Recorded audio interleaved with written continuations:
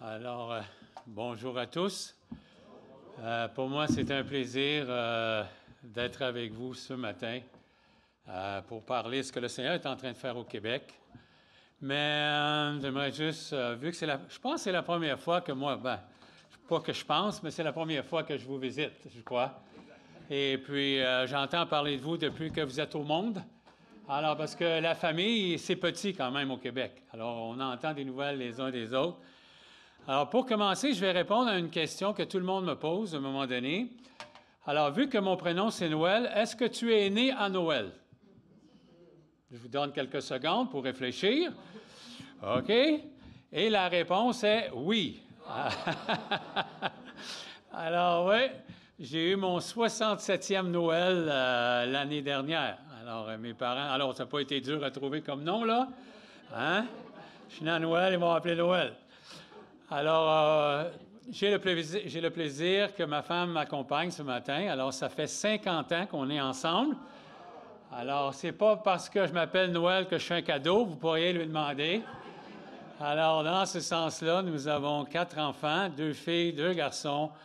Nous avons 6 petits-enfants. Et l'année dernière, on a eu le privilège d'avoir notre premier arrière-petit-fils. Alors, vous pourriez m'appeler Pépère Noël, là. Hein, rendu là, c'est pas... hein? Alors, dans ce sens-là, et je suis retraité non pratiquant. Alors, c'est pour ça que je suis avec vous, là, ce matin. OK? C'est juste pour vous dire que j'aurais pu rester chez moi, faire beaucoup d'activités. Mais le Seigneur a été miséricordieux envers moi. Je vais le servir jusqu'à la fin de ma vie. Alors, faites-vous-en pas. Mais je pleure de joie, OK? OK, je suis un pleureur. D'habitude, on met une boîte de Kleenex à côté de moi. Si jamais je reviens un jour, vous, les gars, ils sauront là, quoi faire à ce moment-là. Alors, ce matin, ce que j'ai voulu vous donner, de vous partager, c'est l'Église locale. Dieu bâtit son Église locale encore aujourd'hui, en 2024. Et j'ai pensé de prendre un texte pour nous introduire. Si vous voulez tourner avec moi dans 1 Pierre, s'il vous plaît. 1 Pierre, chapitre 2. OK. Pierre, chapitre 2. J'ai choisi un texte parce que l'Église, il faut se souvenir, c'est un projet que Dieu est en train de construire. Et en parlant de construction, j'apprécie beaucoup ce que l'apôtre Pierre a fait dans 1 Pierre, chapitre 2, parce qu'il nous parle justement d'une construction. Et comme vous le savez aussi, il y a plusieurs images de l'Église. Vous avez le bâtiment, vous avez la vigne. Et ce matin, c'est le texte de l'apôtre Pierre, c'est de bâtir une maison spirituelle, mais que je vais quand même utiliser une idée de l'histoire de l'Église quand même. Okay? Je vais utiliser le synonyme de maison spirituelle. Et Pierre, ce qu'il fait aussi, ce qui est très intéressant, il utilise un langage de l'Ancien Testament, du Temple, hein? Parce qu'il va parler de fondement, il va parler de pierre. C'est très intéressant de voir cela. Et il l'utilise aussi, on peut voir ces synonymes dans Luc 21,5, dans Jean 2,20. Sous la nouvelle alliance, ce sont les croyants eux-mêmes qui forment le temple ou la maison spirituelle. Celle-ci est construite avec des pierres vivantes. C'est très intéressant ce qu'il dit, Pierre. Il n'a pas dit des pierres mortes. Il a fallu qu'il rajoute le mot, c'est des pierres vivantes à ce moment-là. Je ne sais pas si vous avez déjà construit une maison, mais c'est exigeant. Okay? Ça demande de l'effort et ça demande une intelligence. Ça paraît simple à construire une maison, mais c'est exigeant. Pour ceux qui l'ont déjà fait, là, c'est exigeant. La première des choses qu'on va voir, c'est au verset 4, si vous voulez lire avec moi.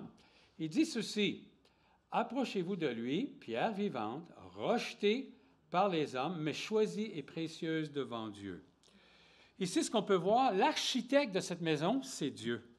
Il n'y a aucun homme qui construit cette maison. C'est Dieu lui-même qui l'a construit, qui la dirige et qui l'exécute aussi dans sa construction. Personne n'a cette fonction. Cette maison est l'image de l'Église, selon Matthieu 16, 18, quand Jésus a dit « Je bâtirai mon Église ». Il faut être conscient qu'encore aujourd'hui, en 2024, c'est Dieu qui construit. C'est lui l'architecte. OK? On peut avoir des bons ouvriers, on peut avoir des bons dirigeants, mais comme notre frère Mario a dit, ça prend le Saint-Esprit. Sans ça, ça ferait longtemps que ça serait détruit, que ça n'existerait plus, l'Église. Mais on peut voir que vraiment l'architecte est Dieu. Aussi, au verset 4, un autre élément qu'on peut voir qui est très important, c'est le fondement. Okay? C'est le fondement, dans ce sens que le verset 4 nous dit approchez-vous de lui, pierre vivante, rejetée par les hommes, mais choisie précieuse de Dieu. C'est vraiment cette pierre qui est en train de parler, c'est la pierre de Jésus. C'est Jésus qui est le fondement. OK? C'est pas. Quand on construit une maison, au Québec, on appelle ça en bon français, quand on construit une maison, c'est la footing. Vous comprenez ce que je veux dire? Ça prend une footing. Mais en bon français, c'est la semelle. Okay? On met une semelle, puis après ça, on monte le salage, puis là, on construit. Le fondement de l'Église, c'est Jésus lui-même. Il n'y a pas d'autre fondement. Quand les gens nous disent, là, pour une certaine religion, entre autres, que c'est Pierre qui est le fondement, on peut vraiment dire non. Pour nous, ça ne l'est pas. Surtout que Pierre est un homme, puis que quand on étudie un peu sa vie, là, il était pécheur, le gars, hein? Je sais pas, là, il était assez violent dans le sens verbalement, dans ses actions. Alors, c'est le Seigneur Jésus qui est le fondement de l'Église. Maintenant, où ce que je veux m'arrêter le plus, c'est les matériaux spirituels. Okay? Les matériaux spirituels, au verset 5, il dit « Et vous-même, comme des pierres vivantes, édifiez-vous pour former une maison spirituelle, un saint sacerdoce, afin d'offrir des victimes spirituelles agréables à Dieu par Jésus-Christ. » Ce qui est très intéressant, la matière, c'est des pierres vivantes, c'est des hommes et des femmes pécheurs. Je ne sais pas si vous êtes conscient, mais il faut que tu sois puissant pour utiliser ce genre de matériaux. Parce que bâtir une église avec des pécheurs, là, il faut que tu sois fait fort. Il faut que tu sois patient. Il faut que tu sois persévérant. Hein? J'ai eu plusieurs titres dans ma vie depuis 40 quelques années. Puis un des titres que j'apprécie le plus, quand j'ai l'occasion de me présenter comme ce matin, je dis « Noël Morissette, un gracier du Seigneur Jésus ». C'est mon plus beau titre. Puis je ne suis pas juste gracié une fois. Je suis gracié tout le long de ma vie. Vous savez, c'est la grâce qui fait qu'on est rendu ici. C'est la grâce de Dieu qui fait que je suis ici. Puis, je ne suis pas meilleur quand je dis que ça fait 50 ans que je suis avec la même femme. Tu sais, c'est quelque chose. Des fois, mes enfants me taquinent. Ils disent « Ça doit être plate de vivre 50 ans avec la même femme. » Tu sais? Ou de coucher avec la même femme. Tu sais? Ça doit être plate. Non, non, non. Mais par la grâce de Dieu, ça a un cachet spécial. Puis sachez, ce n'est pas parce que je suis un meilleur mari, ce n'est pas parce que je suis un meilleur gars. Non, c'est la grâce de Dieu. Puis tout ce que je peux louer, on doit reconnaître cette grâce-là, c'est le Seigneur dans ma vie et dans la vie de ma femme. C'est là qu'on est obligé de revenir. Ce qui est très intéressant, généralement, dans une maison, on utilise des briques, généralement, quand on construit une maison. Elles sont toutes de la même grosseur. Hein? Je ne sais pas si vous avez vu ça, là, pour ceux qui sont achetés des maisons neuves ou que vous avez déjà acheté, vous regardez votre maison, ils ont toute la grosseur, généralement. Mais construire avec des pierres, les grosseurs sont différentes. C'est quand même spécial. Et les pierres n'ont pas toutes la même dimension, ainsi. Ainsi, le maçon doit, à l'occasion même de les tailler, de les façonner et d'y ajouter peut-être, et même de les déplacer. OK? Parce que des fois, le maçon, il va en mettre là, puis il va voir que peut-être qu'elle ne fit pas là, il faut la mettre ailleurs. Une fois, j'étais en train de suivre un jeune garçon, puis il venait de se convertir, tout ça, puis je lui ai demandé « Qu'est-ce que tu aimerais faire? » Parce que Quand quelqu'un se convertit, ça veut dire au moins, l'apôtre Pierre nous dit que Dieu t'a donné au moins un don. Tu ne peux pas dire que tu n'as pas de don. Mais tu en as au moins un.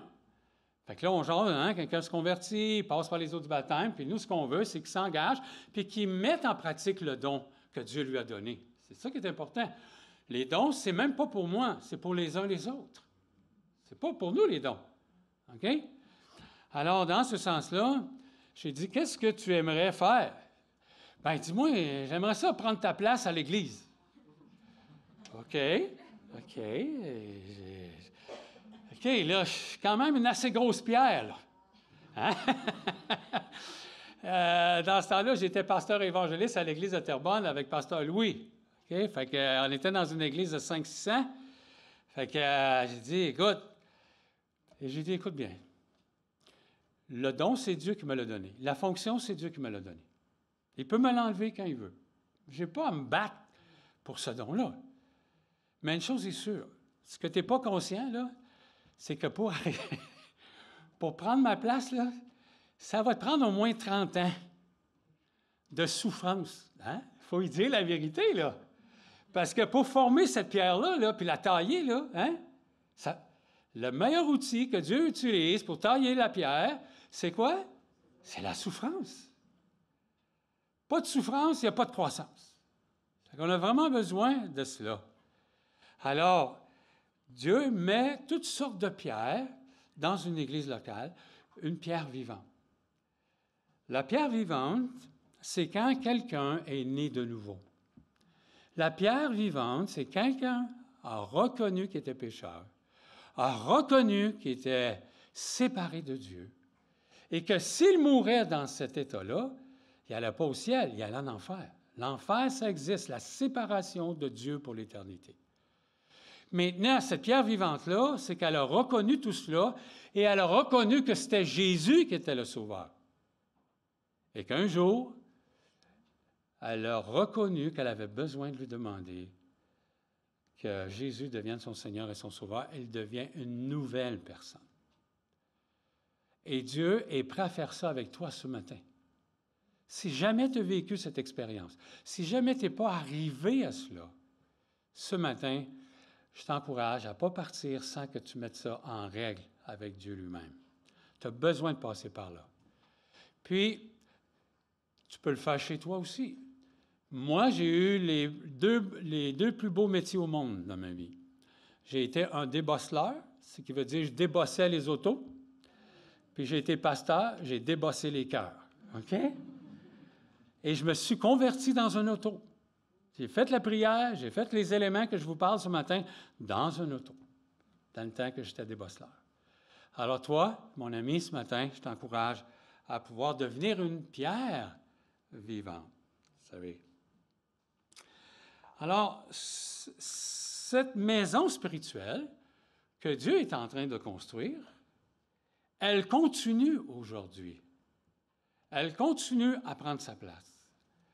Et c'est pour ça que je suis ici, ce matin, pour vous parler que l'association s'est donné un moyen pour continuer à construire cette maison spirituelle. Et ce que l'association, notre famille d'Église, ou des fois, nous autres, entre nous, on va appeler ça notre tribu, parce qu'il y a plusieurs tribus évangéliques au Québec. Il y a plusieurs familles d'évangéliques au Québec. Alors, ce matin, nous, notre Association des Églises baptistes du Québec, on s'est donné un moyen pour continuer à construire cette maison. Et c'est pour ça que je suis ici ce matin. Un autre titre que le Seigneur permet que j'aille dans ma vie, c'est que je suis l'ambassadeur de la mission du Québec. Puis c'est pas moi qui me l'ai donné, mais c'est les gens qui m'ont demandé de pouvoir faire ce travail. Alors, je vais prendre quelques instants aussi pour vraiment, vous parler de Mission Québec. Est-ce que tu veux aller... OK, on va s'arrêter ici. Alors, nous avons la mission ici de l'association, OK, qui est plus de Jésus, plus de disciples, plus d'Église par le mouvement de l'Évangile. Alors, ce qu'on veut en 2024, c'est que le texte de l'apôtre Pierre puisse continuer à être puissant au Québec. que Dieu, on peut se demander à Dieu qu'il puisse continuer à ajouter ces pierres vivantes. Alors, c'est sûr, on a l'Église universelle, on a l'Église au Québec, on a les églises locales. Et vous êtes une Église locale. Alors, on peut faire les applications dans l'Église locale, que Dieu vous donne la grâce d'y ajouter des nouvelles pierres ici à l'Église de Saint-Léonard. C'est important de réaliser cela. Alors, maintenant, la continuité que Dieu permet qu'on puisse avoir, la prochaine slide, ça vous montre le besoin, OK, au Québec. Alors, au Québec, seulement 1% des Québécois sont chrétiens actifs dans une église locale évangélique. L'effet qu'on ait 1%, c'est qu'on n'est pas capable, on n'a pas la grâce, on n'a pas la puissance, on n'a pas les sous pour répondre à nos besoins. C'est pour ça qu'on dépend, encore une fois, de plusieurs années, je dirais, là, moi j'ai été sur le French Board, peut-être ça ne vous dit rien, mais avant Mission Québec, on appelait ça le French Board. C'était pour aider les pasteurs ou les implanteurs d'églises, les ouvriers du Québec, à implanter et à travailler dans les églises au Québec. C'était le moyen qu'on utilisait. Alors, tant qu'on va être à 1%, on est tout le temps dans ce mood-là, tout le temps dans ce contexte-là qui est difficile, puis qu'on a besoin, puis on est dépendant de nos frères et nos sœurs extérieures. Alors que la missiologie considère que 2% est le seuil pour l'autonomie du mouvement. Alors, si Dieu permet qu'on puisse arriver à 2% dans sa grâce, moi, j'aspire à ça. En tant que leader, j'aspire qu'on devienne autonome. J'aspire pas qu'on devienne indépendant. Indépendant, c'est mauvais, mais j'aspire qu'on soit autonome. Vous savez, dans ce sens-là. C'est important de réaliser cela. On continue, s'il vous plaît. Alors, Mission Québec, OK? Vous voyez, là, il y en a plusieurs cultures. Aujourd'hui, on a des Québécois, aujourd'hui, on a des gens de plusieurs pays qui sont avec nous. Et c'est sûr que le Québec change. OK? Vous êtes d'accord avec moi, là? Le Québec, la culture, même rendu à Victoriaville aujourd'hui, on la voit, la culture. J'ai été pasteur aussi à Granby. La ville de Granby avait un projet d'introduire 5000 Hispaniques. Ça fait du monde. Puis là, on les voit aujourd'hui qui sont là. Alors, tout le Québec change aujourd'hui dans ce sens-là. Alors, on a des gens d'un peu partout. Puis Dieu est en train d'utiliser un pays particulièrement qui est le Brésil. Okay? Il y a OK, il y en a peut-être quelqu'un qui est... alors, OK. Alors, on nous dit qu'au Brésil, à ce point-ci, il y a comme un réveil. Puis le Brésil, il y a beaucoup de monde, il y a 240 millions. OK? Pardon? 200, OK. 213, c'est parfait. Ça fait... 216. OK. Ça fait du monde. OK? Alors, nous autres, au Québec, on est combien? Non, là, c'est à mon tour, là. J'écoutais ça à la radio l'autre jour, ils ont dit qu'on a atteint 9 millions. OK? Ah, écoutez, là, c'est pas beaucoup, là, comparé à tout ça. Alors, on est en train de l'appeler la filière brésilienne. Okay? Dieu utilise les Brésiliens parce que, comme les Hispanos, le français, ils l'apprennent rapidement. Hein? C'est vraiment merveilleux de voir cela. Alors, on est très heureux. On continue, s'il vous plaît. Alors, la Mission Québec, c'est quoi sa mission? Mission Québec est le moyen d'action de notre famille d'Église pour répondre efficacement aux besoins d'ouvriers par des missionnaires et des implanteurs d'Église. OK? Alors, dans mon temps, quand moi j'étais jeune, il y a 40 ans, ça s'appelait le French Board. Mais aujourd'hui, c'est Mission Québec. Et Mission Québec a 3 éléments dans son organisation, si on peut dire. Le porte-voix, ce qui veut dire elle fait la publicité pour le Québec. Elle parle du Québec. Elle se promène dans les églises, comme je suis en train de faire. Puis il y en a un qui se promène dans les églises anglophones. Il y en a un on a un porte-parole, c'est de dire aux gens. OK? Ça, c'est important. Il faut que les gens... Alors, alentour de vous, vous pouvez parler de Mission Québec. Soyez à l'aise de le faire. Deuxièmement, c'est la tour de contrôle. Ce qui veut dire, on fait la publicité, puis là, il y a des gens qui veulent venir au Québec, il faut contrôler la venue. OK? Il faut qu'ils passent par nous. Alors, c'est la tour de contrôle. Parce que là, les gens nous appellent, « Ouais, mais qu'est-ce qu'on fait? Comment on s'y prend? Quelles sont les étapes? » Alors là, c'est la tour de contrôle qu'on appelle. OK? Et ensuite, ce qu'on veut, c'est d'implanter des églises. Et aussi, ce n'est pas écrit, mais on voit très, très bien qu'il y a des gens qui veulent venir, puis aussi, vous savez, aujourd'hui, c'est le plus haut taux, d'absentéisme dans notre famille d'église. On a plus ou moins un manque de 25 pasteurs dans nos églises. C'est la première fois que c'est aussi élevé. On a certaines églises que peut-être qu'ils ont un pasteur à demi-temps. Alors, c'est inclus dans les 25. Mais c'est la première fois qu'on a un aussi haut taux d'absentéisme. Alors, priez pour ça. On a vraiment besoin, là. Alors, ces 3 éléments que Mission Québec représente. On continue, s'il vous plaît. Maintenant, Mission Québec, alors, première des choses qu'elle veut demander, prions pour plus d'églises, plus de disciples, plus de Jésus, ça passe par la prière.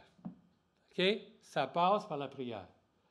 Unissons-nous, unissons nos prières pour que, par sa grâce, Dieu transforme le Québec en une province qui ne sera plus considérée comme non atteinte. Parce que le Québec, à l'heure actuelle, il est considéré une province non atteinte de l'Évangile. Fait qu'imaginez, dans plusieurs pays, ils ont plus de pourcentage que nous. C'est quand même quelque chose, là. On est au Canada. C'est important de réaliser cela. Maintenant, la moisson est grande, mais il y a peu d'ouvriers. Priez le maître de la moisson d'envoyer des ouvriers dans sa moisson. L'une des choses qu'on m'a encouragé à vous partager, parce qu'on veut développer un ministère de prière. La plupart d'entre vous avez un iPhone ou un téléphone cellulaire. Okay? Ce qu'on encourage, c'est qu'on veut utiliser Luc 10:2. Si vous auriez été aux côtés de moi, tantôt, à 10h02, mon téléphone a sonné. Ce qu'on veut vous encourager, mettez l'alarme, okay, à 10h02. Puis quand l'alarme va sonner, c'est pour prier. Pourquoi? Pour prier le maître de la moisson d'envoyer des ouvriers dans sa moisson. Plus qu'on va être vraiment à genoux devant le Seigneur, plus ce n'est pas une question que le Seigneur va répondre dans le sens qu'il est obligé, mais il va voir notre désarroi, il va voir notre peine. Okay? Vous savez, moi, à mon âge, là, je m'en vais rejoindre le Seigneur. Moi, là, j'ai dit à ma femme l'autre jour, elle a dit, « Comment tu fais pour faire ça? » J'ai dit, « Marie, il nous reste 14 ans à vivre. » « Hein? Comment tu fais pour savoir ça? » Bien, j'ai dit, « Marie, moi, là, puis je veux pas que personne n'ayez pas, là, je suis pas malade, là. Puis s'il y a quelqu'un qui a 80, ça ne veut pas dire que vous allez mourir non plus, là. C'est pas ça l'idée. OK? Mais c'est l'idée qu'à un moment donné, quand on arrive à un certain âge, il faut faire des bons choix dans notre vie. Tu sais, s'il te resterait 10 ans à vivre, là, il y a des choses que tu vas abandonner dans ta vie. Il y a des choses qui vont dire ça n'a plus d'importance. OK? Moi, mon cœur, ce que je veux, ça continue. Puis j'ai besoin de vous. Moi, j'ai 4 enfants, il y en a 2 qui sont chrétiens, puis 2 qui ne le sont pas. Moi, je veux que les églises continuent parce que je veux que Dieu permette qu'il y ait une église aux côtés de mes enfants. Parce que moi, quand je vais mourir, je veux que mes enfants qui ne sont pas sauvés entendent la bonne nouvelle. Vous savez, c'est important. J'ai besoin de vous. C'est sûr, écoute, quand je vais être au ciel, là, hein, c'est le ciel. Hein? Pleurez pas, là. Pleurez pas pour moi, là.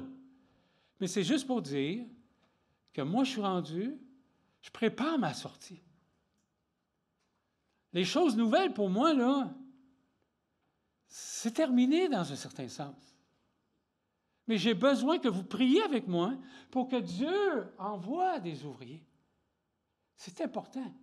Une des stratégies que le Seigneur utilise pour l'implantation, puis que l'Église prenne sa place au Québec, c'est les ouvriers.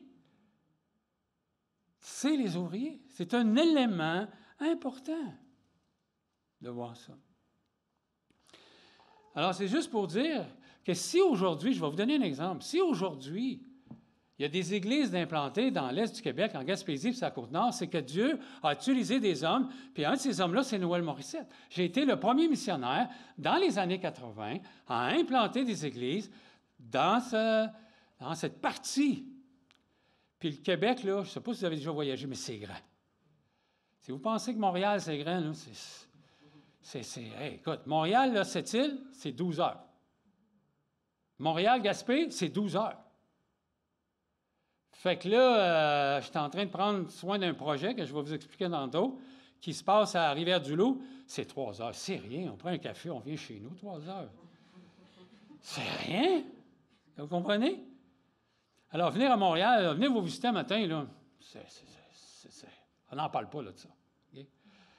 C'était drôle parce que quand j'ai été ouvrier à cette île, mon mentor, c'est M. Michel Habib.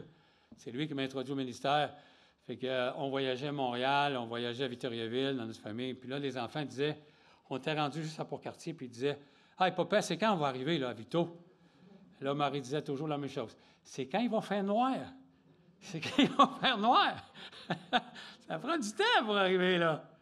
Alors, dans ce sens-là, Dieu a utilisé des hommes, pas juste moi en Gaspésie, il y en avait d'autres, mais Dieu a utilisé des hommes. Il y a des gens qui ont prié pour ça. Alors, je vous encourage, vous allez pouvoir, vous voyez, il y a un QR.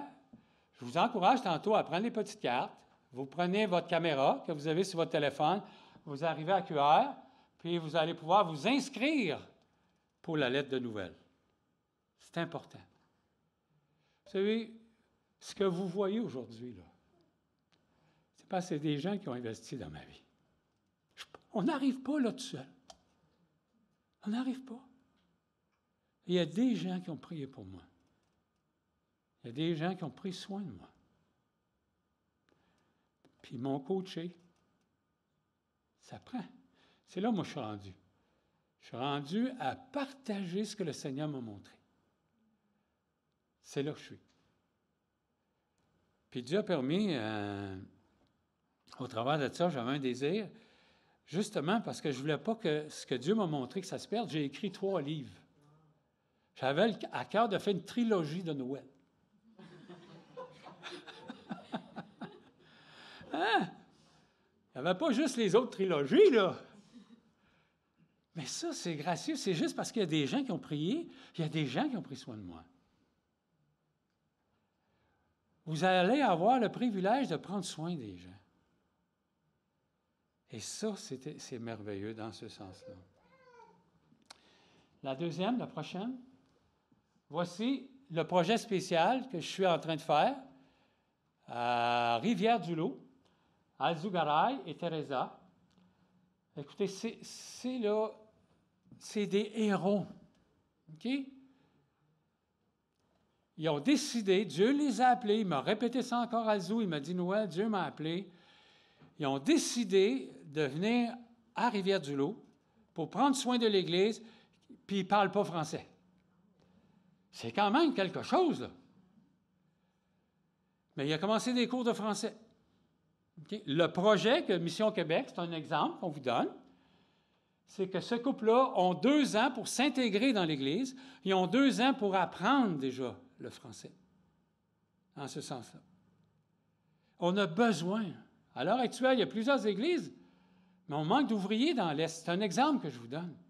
C'est pas juste dans l'Est qu'il en manque, là. À l'entour du lac Saint-Jean, il en manque.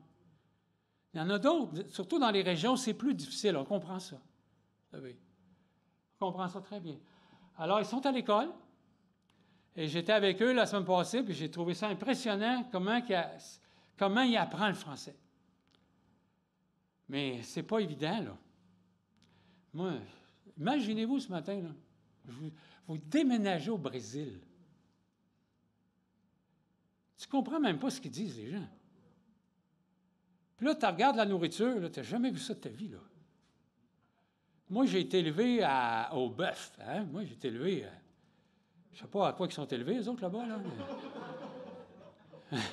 Parce que moi, je visite les cultures depuis plusieurs années, là. Il y a des fois, les gens, pour être gentils, ils m'ont invité. Je regardais juste la couleur. Si. Tu sais, moi, j'ai été élevé au bœuf, là. C'était caché, là. Moi, puis j'ai été élevé à ça, moi, là. Il y a bien des choses que je ne connais pas, là. Bien, là, je connais plus, là, parce que ma femme m'aide. Mais moi, je mangerais toujours la même affaire. Mais lui-ci, là, fait que là, on a développé une tradition quand je vais aller visiter. Le dimanche soir, on va manger une poutine ensemble. OK? Alors, lui-ci, il faut qu'il s'adapte. OK? On mange une poutine ensemble. Alors, il faut prier pour eux. Prions pour eux. Okay? Pour qu'ils persévèrent dans... Écoutez, là, ils vont frapper un mur tantôt, là. C'est sûr. Est-ce que vous comprenez ce que je veux dire, un mur? Ils vont arriver à un moment donné, là, ils vont arriver et dire, pour moi, on est mieux d'acheter d'autres billets pour retourner chez nous. C'est ça que je veux dire, le mur. C'est pas facile, là. Mais l'Église est merveilleuse, elle prend soin d'eux. Puis là, ils ont mis une application de traduction là-dessus, là, puis là, ils se parlent. Tu sais, là, ouais, puis là, ils montent ça, puis, c'est quelque chose, mon ami. Hey, moi, là, je ne sais pas, là. C'est des héros pour moi. Bien? Alors, ils ont décidé, Dieu les a appelés. Vous savez, comme on a pu voir tantôt dans le texte, c'est Dieu qui construit son Église. Le monde, Dieu, c'est sa paroisse. Il peut prendre qui il veut dans n'importe quel pays puis l'amener. Il prend des Québécois pour amener ailleurs aussi. Le monde, pour Dieu, c'est sa paroisse. C'est pas gros, là, dans ce sens-là. Maintenant, il est clair qu'il y a un air de la guerre. Est-ce que vous êtes d'accord avec moi? Il y a un air de la guerre, c'est lequel, vous pensez? C'est, on y va? C'est l'argent. C'est ça le nerf de la guerre. En participant au fonds de développement, on appelle ça un fonds de développement, Mission Québec, vous permettez à des ouvriers dévoués de trouver leur place au sein de nos églises répondant à nos besoins. L'argent, c'est sûr, c'est le nerf de la guerre. Puis des fois, en tant qu'ouvrier, on a un peu de misère à en parler. Jésus a parlé de l'argent. Puis moi, je suis à l'aise de parler de l'argent. Je suis à l'aise. Avez-vous déjà vu un coffre-fort suivre un corbillard? Jamais vu ça de ma vie. L'argent, là, on ne l'amènera pas avec nous. Puis je comprends là, que plusieurs jeunes familles. Puis quand on a nos enfants, c'est pas évident. Écoutez, j'ai eu 4 enfants. Là. Quand on commençait l'année, là, ça prenait 8 paires de souliers. Je sais de quoi ça parle. Ça prenait des souliers pour le gym, ça prenait des souliers. Ça finissait plus. Je vous comprends. Puis c'est pas les gros montants qu'on recherche non plus. On est content qu'un gars peut dire, regarde, moi, là, je mets ça. Je suis super content. Mais généralement, c'est pas les gros montants.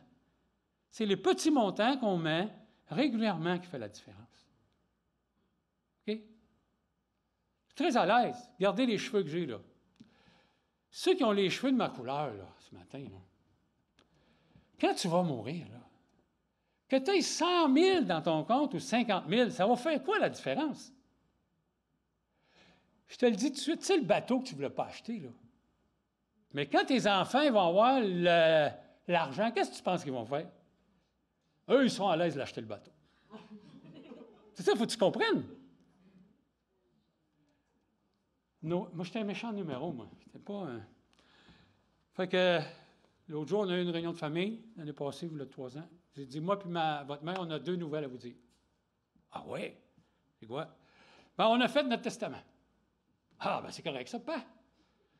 Mais la deuxième nouvelle, c'est qu'on va mourir pauvre. Parce que l'argent, là, on va la dépenser. Ils en ont plus que moi. Arrêtez à un moment donné de leur en donner. Écoutez, ça n'a pas de bon sens. Alors, les enfants me connaissent, hein? Moi, j'ai dit, écoutez, les gars, les filles, je vais vous laisser un peu d'argent avec les sandwichs puis le vin. Tu sais, il ne faut pas acheter là, de vos parents. Ouais? On n'amènera pas cet argent-là. On ne l'amènera pas. Maintenant, je ne suis pas en train de dire, puis l'apôtre Paul est très clair dans 2 Corinthiens. C'est selon notre pouvoir monétaire. Ce n'est pas l'idée qu'on doit se mettre dans le trouble pour ça. Mais si on veut que notre ami persévère, on a besoin de sous. Le but, puis ce n'est pas un gros but qu'on a à Mission Québec cette année, c'est de 40 000. C'est pas beaucoup, là. C'est pas beaucoup, 40 000. Mais vous savez, si je suis rendu là aujourd'hui, avec ma femme, puis tout ce qu'on vit, c'est qu'il y a des gens qui ont investi dans nos vies. Vous savez, les chrétiens sont superbes. Vraiment, les chrétiens, ils font des choses que les autres ne font pas. Vous savez, moi, j'ai voyagé beaucoup, puis j'étais sur le French Board, j'ai visité les églises en Ontario, un peu partout.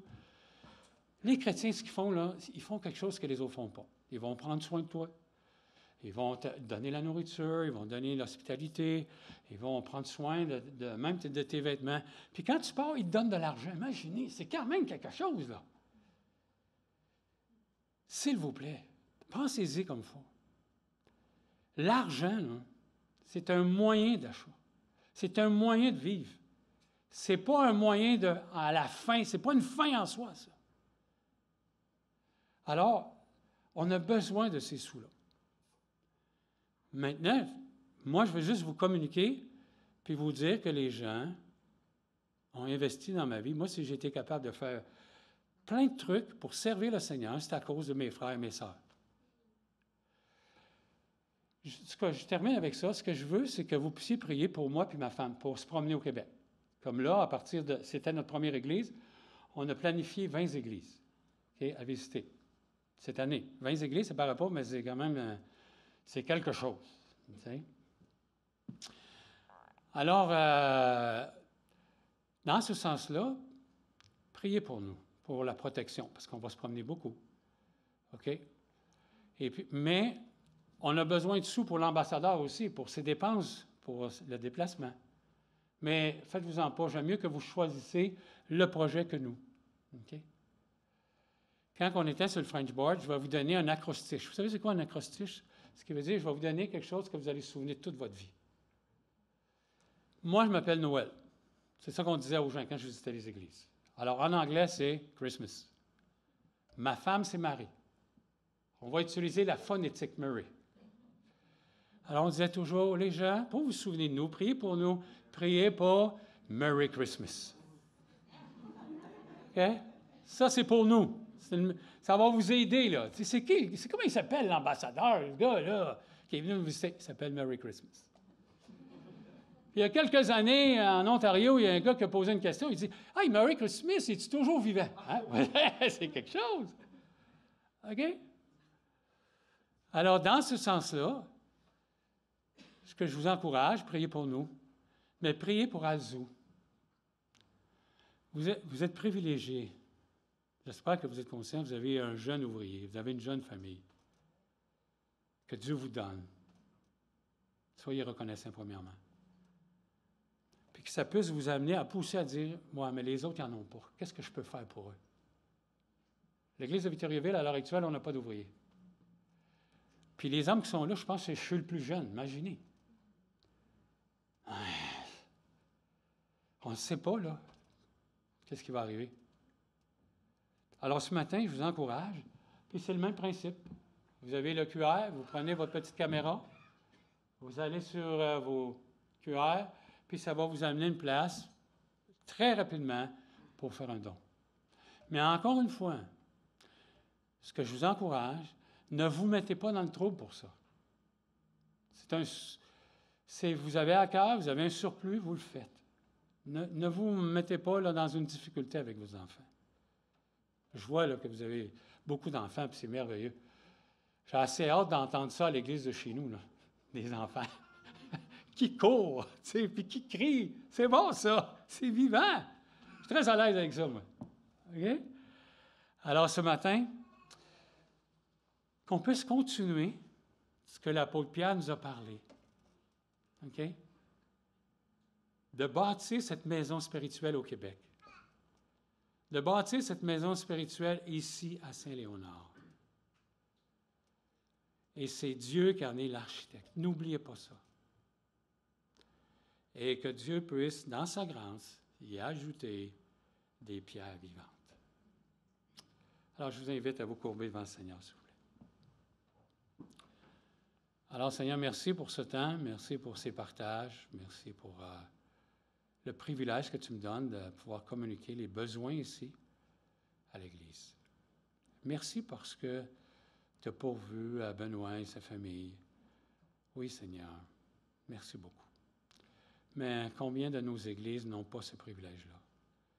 Alors, je te prie de toucher le cœur de mes frères, de mes sœurs, de pouvoir agir, soit par la prière, soit par un don, ou soit même, peut-être, il y a des gens ici, peut-être, qui auraient à cœur de devenir ouvriers. On ne sait pas. On a besoin. Alors, merci encore pour ce dimanche, ce 19 mai, l'an de grâce 2024. En ton nom, Seigneur Jésus. Amen. Amen. Alors, je vais réinviter Mario et l'équipe de louange.